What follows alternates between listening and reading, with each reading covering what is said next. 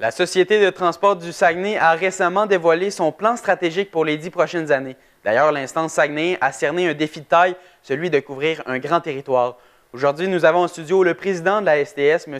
Claude Bouchard. Bonjour, ça va bien? Bonjour, bonjour, absolument, merci. Premièrement, comment comptez-vous surmonter ce défi d'un grand territoire? Bon, c'est sûr que, comme tu dis, dans le plan stratégique, pour nous, le point important, c'est notre offre de service.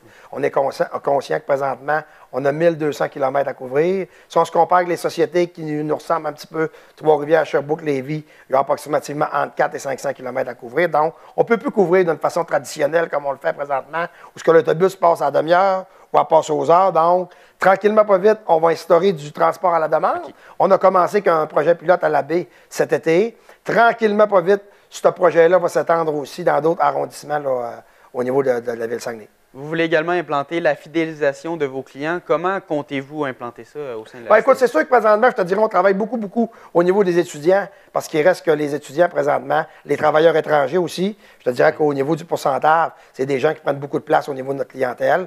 On a un accès libre au niveau des étudiants avec l'Université du Québec à Chicoutimi. On travaille avec vous.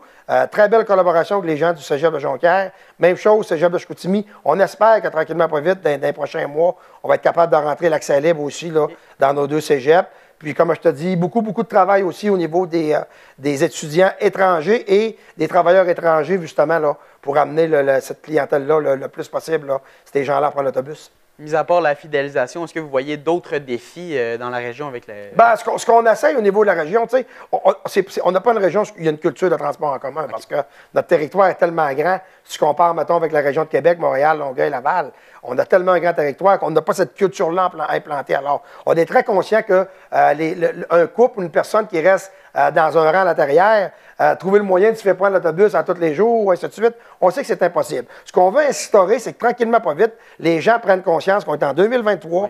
L'environnement, c'est important, l'élimination des GES, c'est important. Donc, est-ce que, au lieu de prendre mon auto 5 jours sur 5 pour le travail, il y a une journée, je pourrais prendre l'autobus, je pourrais débarquer à telle place, je pourrais prendre le vélo, je pourrais marcher. Alors, tu sais, tranquillement, pas vite, en 2023, on ne parle plus seulement de transport en commun. On parle beaucoup de mobilité durable, ainsi de suite. Donc, oui, il y a l'autobus, mais à un moment donné, on va peut-être arriver avec l'auto-partage. Là, on met beaucoup d'emphase sur nos stations de vélo, la marche, ainsi de suite. Donc, on veut vraiment mettre l'emphase là-dessus, là, au niveau de l'élimination des GES. Comme je te dis, là, ça va être important pour nous, justement, pour que dans les années futures, on trouve le moyen d'aller chercher un petit peu plus d'usagers qu'on a présentement. Vous parlez de clientèle. Comment vous l'apercevez? Est-ce que vous voyez qu'elle est en hausse, en baisse? Honnêtement, là, on est revenu à 105 de notre clientèle qu'on avait là, avant pandémie. Si on regarde présentement ce qui se passe ailleurs, dans d'autres sociétés ailleurs au Québec, on est une des mieux. On travaille beaucoup en collaboration avec, au niveau de l'Association des transporteurs urbains du Québec, beaucoup de collaboration avec les autres sociétés de transport.